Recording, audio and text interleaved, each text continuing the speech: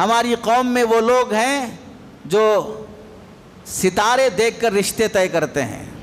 ان دونوں کے ستارے سیٹ ہو رہے ہیں, جم رہے نہیں جم رہے ہیں. ستارہ پرست قوم ہے.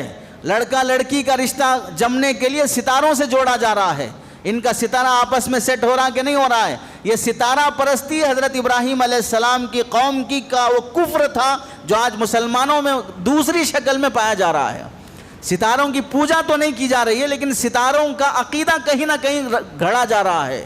اسی وجہ سے دیکھ لو, کبھی چاند گرہن ہو جائے, جس چاند کے ڈوب جانے پر حضرت ابراہیم نے انکار کیا تھا کہ چاند خدا نہیں ہو سکتا, نفع نقصان کا مالک نہیں ہو سکتا, آج وہی چاند گرہن ہو جائے, سورج گرہن ہو جائے تو کتنے مسلمان ہیں کہ حاملہ عورت گھر سے باہر نہیں نکلنا, حاملہ عورت اس رات میں چاقو ہاتھ میں نہیں پکڑنا, حاملہ عورت چھت پہ نہیں آنا, فلاں کام نہیں کرنا, بچہ معذور ہو جائے گا. جس چاند اور سورج کی خدائی کا انکار حضرت ابراہیم نے کیا تھا, اسی چاند اور سورج کی خدائی کسی نہ کسی درجے میں مسلمان سماج میں پائی جا رہی ہے.